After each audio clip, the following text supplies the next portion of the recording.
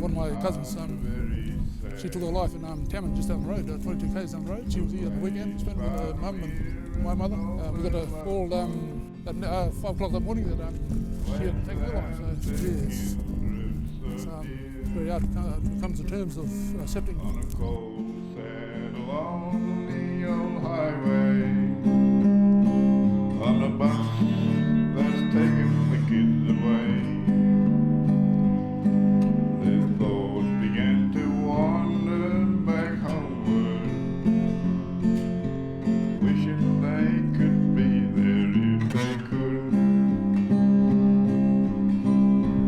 We don't need much of an excuse to go for a ride, and when it's something to do with depression and suicide prevention, we're on the bikes and we're there.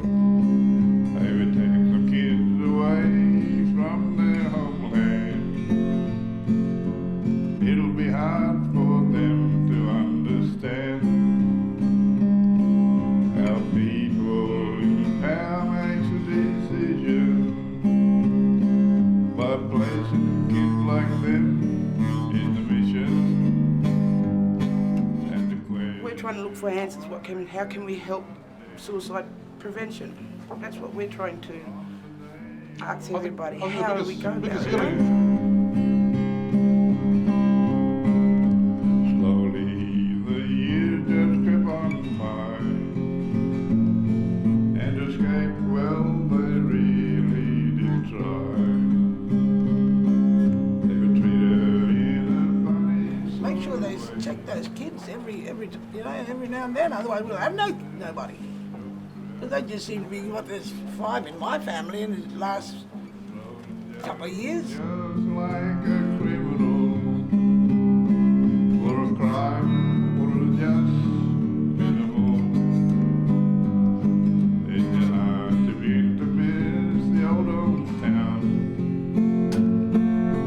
all the love and fun that was around. Finally, they were traveling that old highway on a bunch just like a... I'm extremely proud of Stephen. Just absolutely miraculous what he's done, and the lives that he's affected. Slowly the skies begin to clear. How they wish their mom and dad were near. Then the thought began to wander back homeward. This time they'll be home, yes they would.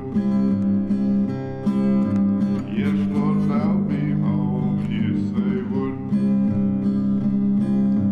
Yes, Lord, they'll be home, yes they would.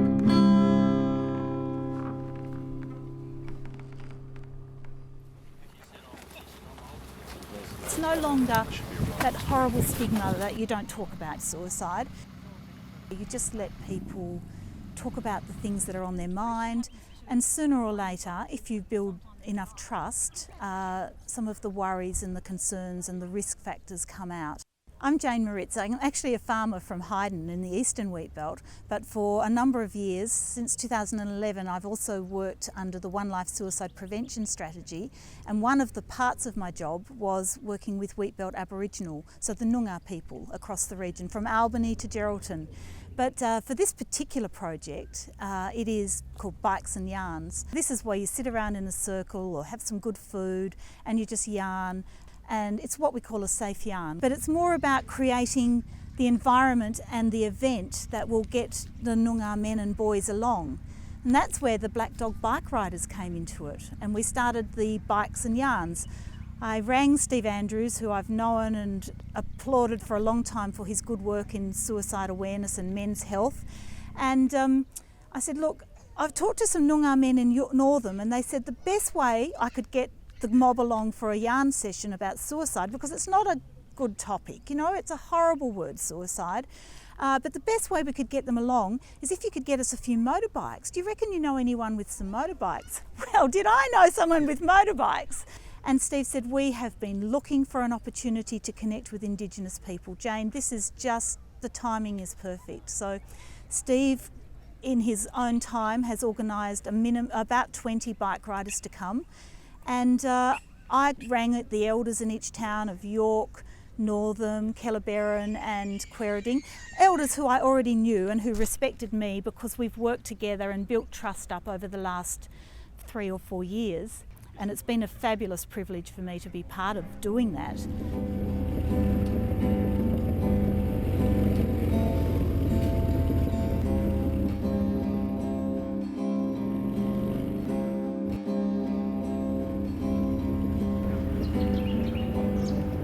You're protected in this land today that we stand on.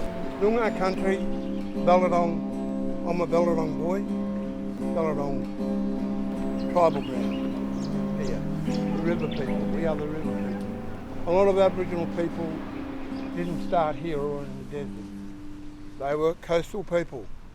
We're always in that fertile area with the fish and game, and then we got moved out to these areas, and those guys got moved further on. My tribe refused to move. We wanted to camp here because we liked it here, and we're still here. So I'm happy with that. Speaking on issues that are concerning our people, yes, mental issues is a big thing. It all comes inside with drug and alcohol, which you guys also being here helps. We know that, so thank you for being here today with us. Thank you. Our observation is there's a lot of suicide amongst the young Indigenous boys. Is that something that you're aware of in the community here? It's not a thing that was talked about in our community, our race. It was a shameful thing, and it's not to talk to anybody about it. It was my problem. I had to sort it out. So I'm hoping you guys may have some ideas, or something may pop up in your mind that has happened to you somewhere down the track, and you'd like to tell us about it. We're here to start the conversation. That's what we want to do. We believe that the way to, or part of the way to solving the problem of depression, of this shame that's attached to suicide that you mentioned, is to talk about it. We ride around on our motorbikes getting people to talk about it. That's why we're here today.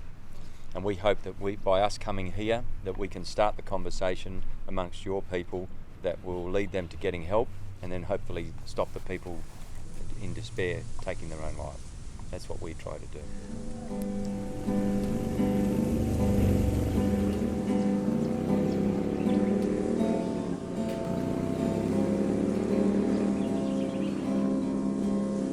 Welcome. Murich Buddha. Buddha is our country. Buddha is our country. And we're Balladong people. It's a lot of problems with mental health with Aboriginal people. I lost one son, but I didn't lose one son, I lost 2 sons. One's still incarcerated, 10 years. I've got to go to Warraloo, pick him up every time. And I'm 79 years of age. Mental health has failed him. I was in Darwin when it happened, over 10 years ago. I wasn't here, but my sisters tried everything to do with the hospital, the police, mental health. They rang Northam. No one will come. It was a Friday afternoon. So, you know, more should be done. Talk about it is good, because I had went through a lot. Welcome.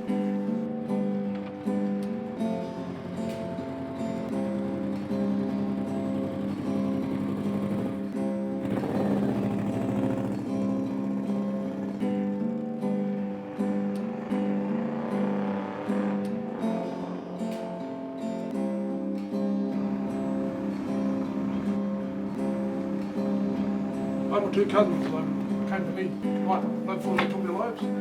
They lost their mothers, and they felt that their heart was broken and they had nothing to live for, and they didn't think about their life and their children, you know, and their life. Next morning, when I woke up, one of my cousins came to me. He went to Perth and he took his life 7 o'clock that morning. And my another cousin, he came with me and my dad and spent a bit of time with us here. And he went to bed and he took his life the next morning, or that night. Well, me, myself, I thought I could have prevented something like to help him, but then I thought to myself, I can't sort of blame myself because, you know, it was their choice, and at the time I didn't really understand what they was sort of going through, you know. We have been feeling that guilt, Yeah, and we still do. We still do feel it. But we can't get any help in Killamere for them.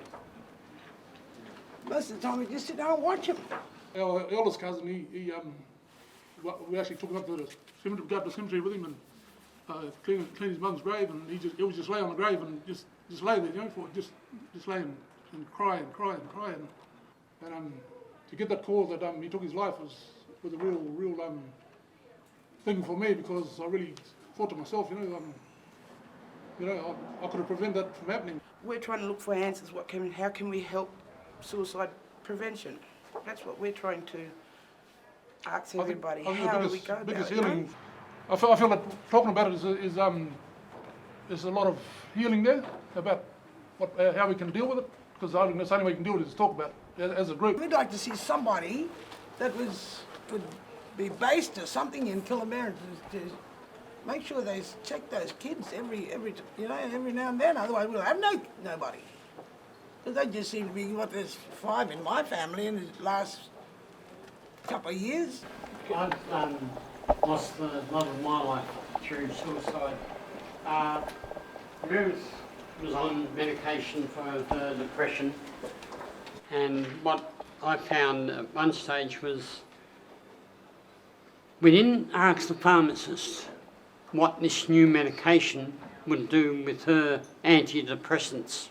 The new medication she was prescribed by her doctor counteracted her antidepressant and committed suicide. Please, if you've got anyone that is even hints about suicide, just watch them. Don't you talk to them, you listen to them. You don't tell them, pull your socks up. That's the worst thing anyone can be told if they've got depression. You have to just be there for them, know that they're loved, and get support for them. But they have to be open to you, and for you not to be critical of them at all. If they want to stay in bed all day, let them. And you just go in every now and then and just say, do you want to talk? Just be there for them.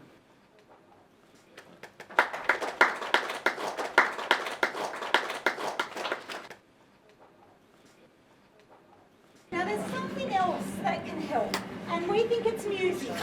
And Uncle Tom lost his guitar because it got wrecked. So these guys have made a really kind gesture. They've all put their hands in their pockets, and we have for you, Uncle Tom, something bloody beautiful. I really appreciate that, and thank you very, very much for your time and this gift. Thank you. A lot of the comments stated there today, there is no help here. You don't know what to do.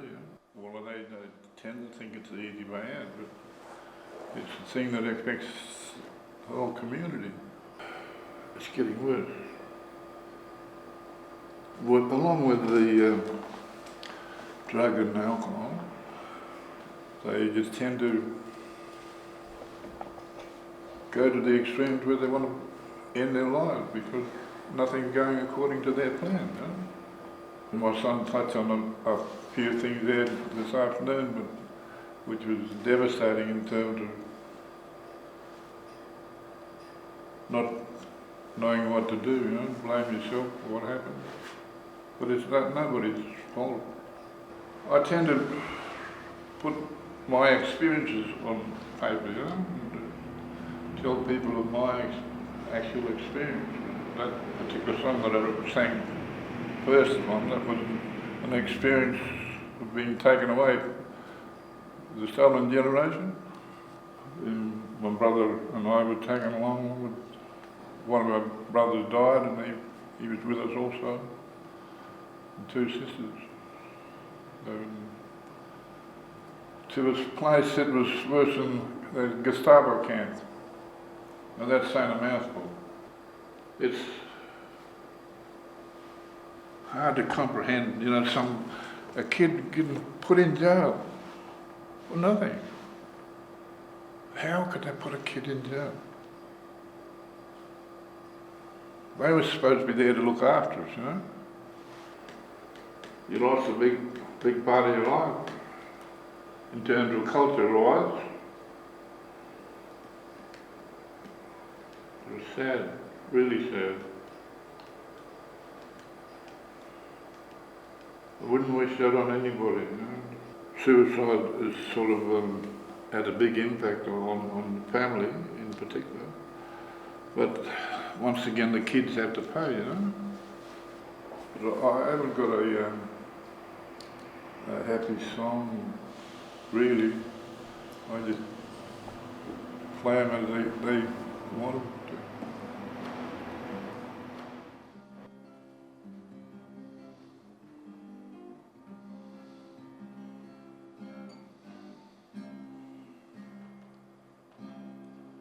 Let's go on the finger. You brought love. An event like this is getting things out that grab people's attention. So yeah, motorcycles are something that puts us out there. I've had depression all of my life, so working in that area is something that is sort of close to my heart. When I'm hungry, you're my shelter from trouble. I'm extremely proud of Stephen. You're my anchor. Just absolutely miraculous what he's done, and the lives that he's affected. So I flew into Alice for the first ride, and there was this big guy there, and he came up to me, and he was a giant of a man, and he said to me, "You're a lucky man to have a friend like Stephen." He said, "Had I not met him on his ride around Australia, I wouldn't be here." It just meant so much. You know, one life that was saved. You still be everything. I have worked with some Indigenous Australians, and they made a huge impact on me. And as a result of that, when this opportunity came up, I grabbed it with both hands. And the way that we interacted with the Aboriginal communities yesterday just says it all.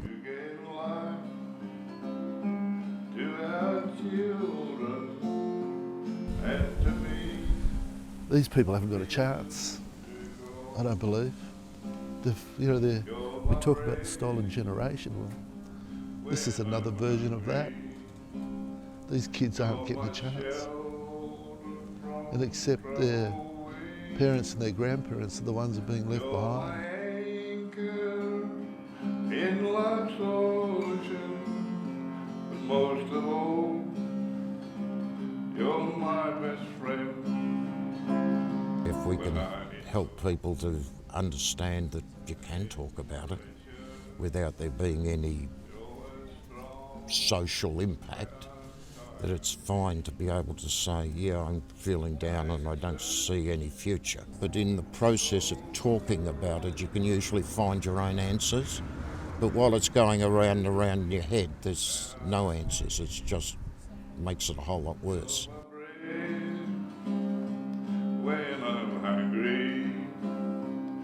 When you're in a steel cage, you're not able to interact with the wider environment that you're travelling through.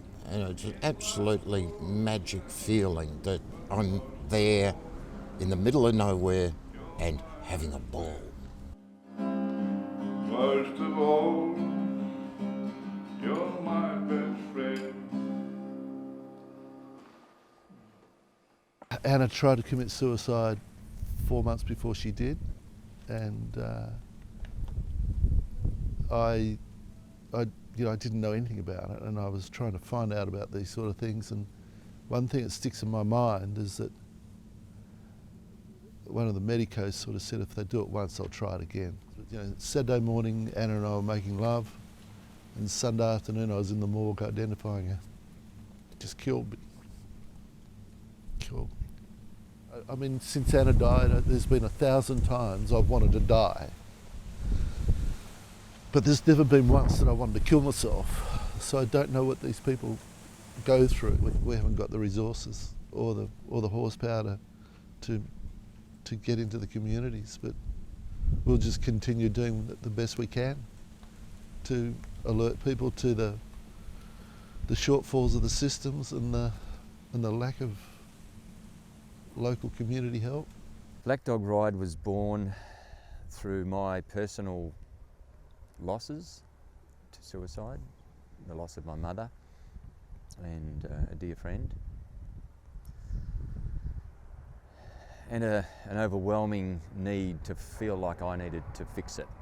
I needed to do something, I needed to make a difference, to get people talking about something that a lot of people don't like to talk about. I got on the bike July 26, 2009 on my own, and the journey began. And 26 days later, that ride was finished, but Black Dog Ride had just begun. It's a community. It's a community of people who like riding motorbikes and who, like me, want to make a difference, want to be involved in the solution.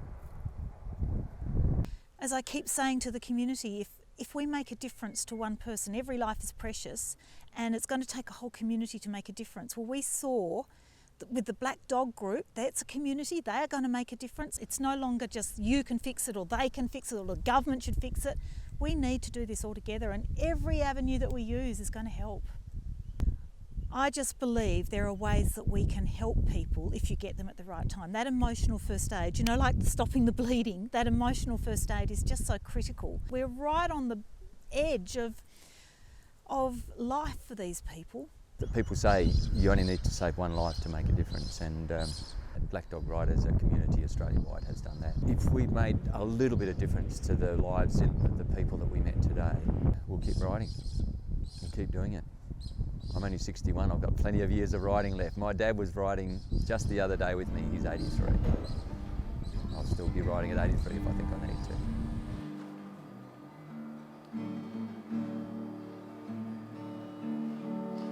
Whenever I tend to meet some old friends on the street, some of them will never learn it's a simple thing.